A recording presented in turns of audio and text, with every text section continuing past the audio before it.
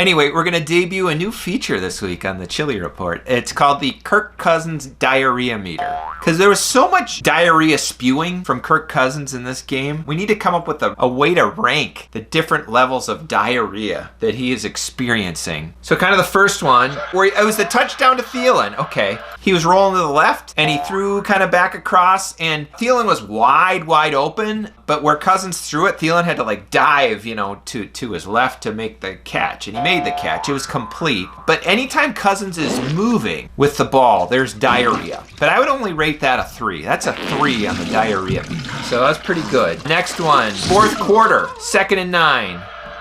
Well, this is another Thielen. This is one where Cousins is actually moving to avoid pressure, and he throws, again, moving to his left, and this time Thielen has to dive to the right instead of the left. Whether you're a Vikings fan or a 49ers fan, you would say Thielen caught it or he didn't. I think it hit the ground. I don't think it was a catch, and either way, it was ruled not a catch, and there wasn't enough to overturn it, I don't think. There was definitely more diarrhea there, because Thielen, again, was so wide open. But Cousins, again, could only get it within like 10 feet of him. That one, I'm going to give a 7. It's not the top, but it's a solid C for diarrhea. At the end, fourth quarter, 9 minutes left, 4th and goal.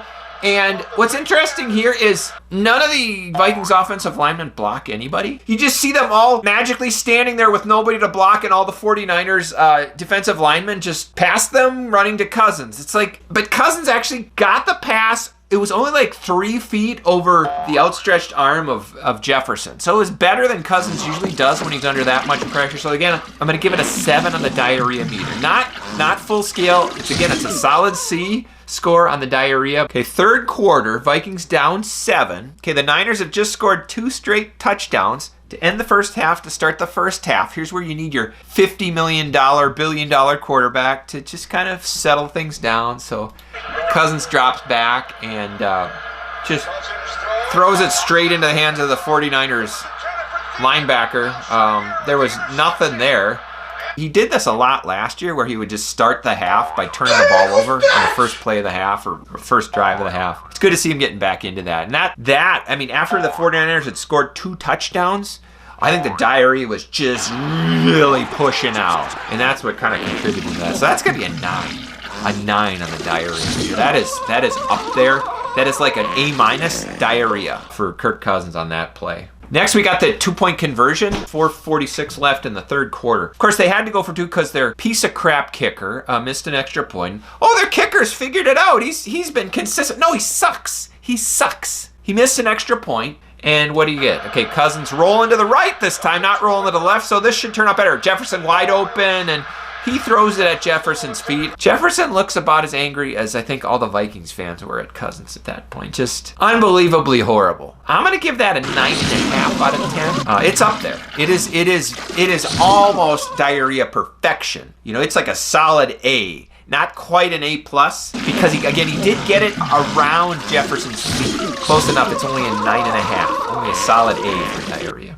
And our last one on the diarrhea meter that we're going to rank is, this is before the 4th and goal that I talked about earlier. They were lining up, and they were going to they had to take a timeout. Cousins lined up under his right guard, number 74. Don't remember his name, not going to look it up, instead of the center. And that's a 10. That's just a perfect 10. That's like the Nadia Comaneci award for diarrhea on that play. If you line up under the wrong player, you are experiencing such diarrhea, such pressure-induced diarrhea, PID. Words can't even describe it. That's A+, 4 stars, diarrhea. It's inspirational to think that someone can have that level of diarrhea. That's like a Jeff Daniels and Dumb and Dumber diarrhea. They made like a sequel to Dumb and Dumber. They made a prequel. If they just do a reboot of Dumb and Dumber, Kirk Cousins has got to be Harry Dunn, the Jeff Daniels character. And who would be, you need another dumb person, so I don't know, who's equally up? Mike Zimmer. Dumb and Dumber, Kirk Cousins and Mike Zimmer. We have Dumb and Dumber. Let's make that reboot. I have trouble ranking it on the diarrhea meter, but there's one other play we have to address with Cousins. This one, I don't know how much of it is his fault. It was the last play of the first half. 5 seconds left, and they're at the 46-yard line, and you throw a Hail Mary. That's the only option. 31 NFL teams know to do this. Vikings have a different strategy. I don't know what they're trying to do. Jefferson ran like a 10-yard route. Thielen was running some kind of lazy sideline route. I think Osborne was actually running towards the end zone, but it was not like a Hail Mary route. Like, no, it was not a Hail Mary play. And that is the only play you call in that situation. And Mike Zimmer's team is so stupid. Mike Zimmer is so stupid. He doesn't know to call that. Fire Mike Zimmer. And so I don't give Cousins a diarrhea rating on that one. He did throw it to Jefferson, which shows stupidity. He should have thrown it up to Osborne, who was the only guy running deep. But that wasn't like diarrhea. That was just stupid. This could very well be the stupidest person on the face of the earth. Just stupid. And that stupid and diarrhea are two different things. We're not ranking stupid. If we were, Mike Zimmer would have the patent on that. Couldn't stop the run, didn't cover well.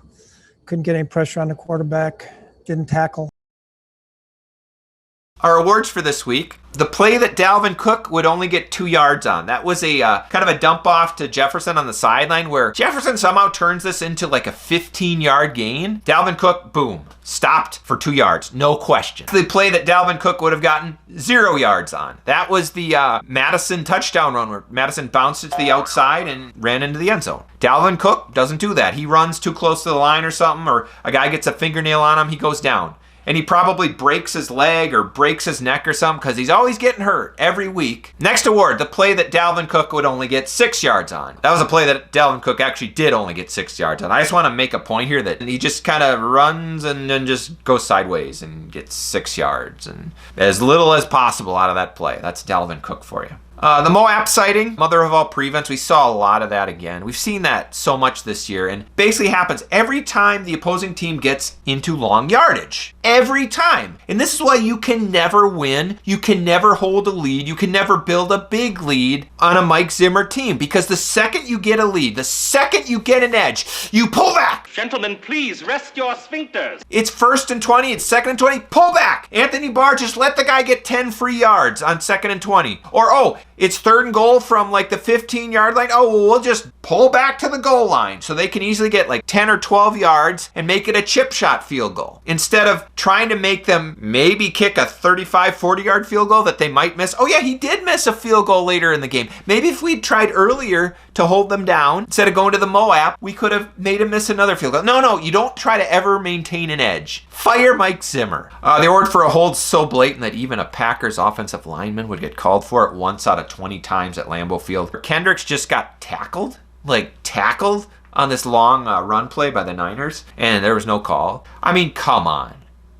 The award for the same old Vikings sack of kicker, that goes to Greg Joseph. Missed another extra point that put us behind the 8 ball again. We're always trying to get that point back. We end up going for 2, not getting 2. We're further behind the 8 ball because of that same old Vikings sack secondary. Xavier Woods just missed an easy pick 6. It's like, that's a pick 6. You got to make that play. You got to make those plays when they're there or you're going to lose. And you lost because you didn't make the play. The award for sucking so bad for so many years and being so overrated, that of course goes to Harrison Smith as always. The main play that just sticks out to me was, it was like a 3rd and 4 for the Niners late in the game. And the receiver catches it and he's still putting the ball away. And that's the time when you punch that ball out. You go for the ball. You use your hands to try to knock that ball out. But what does Harrison Smith do? I'm going to try to hit him with my shoulder, which never does anything. And the guy hangs onto the ball, gets a first down. That's the play you got to try to make. That's what other teams make. The Richard Simmons Award for getting manhandled. Howard Stern. That goes to Harrison Smith this week. Again, it was like the Anthony Barr play last week. Just the guy runs into him, just pushes him back like 3 or 4 yards like it's nothing.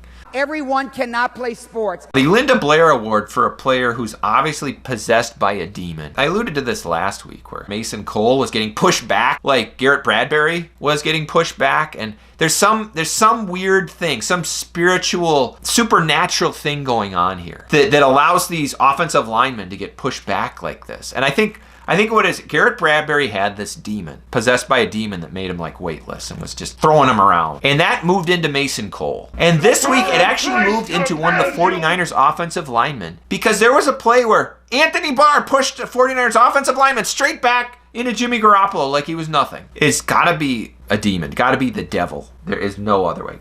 I don't know who he's gonna possess next. Maybe he'll possess Patrick Peterson and get him moving.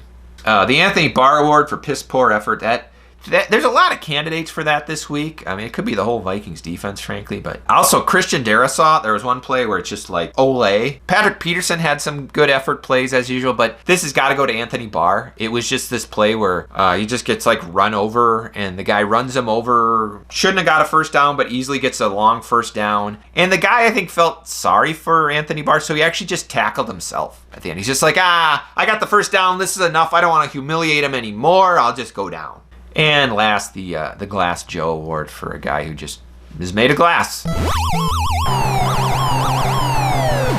Dalvin Cook. Have we seen enough? Separated shoulder. I know it's a real injury, but he gets injured every game, every year. He gets his 130, 40-yard run a game, and then it's nothing, nothing, nothing, nothing, nothing, nothing.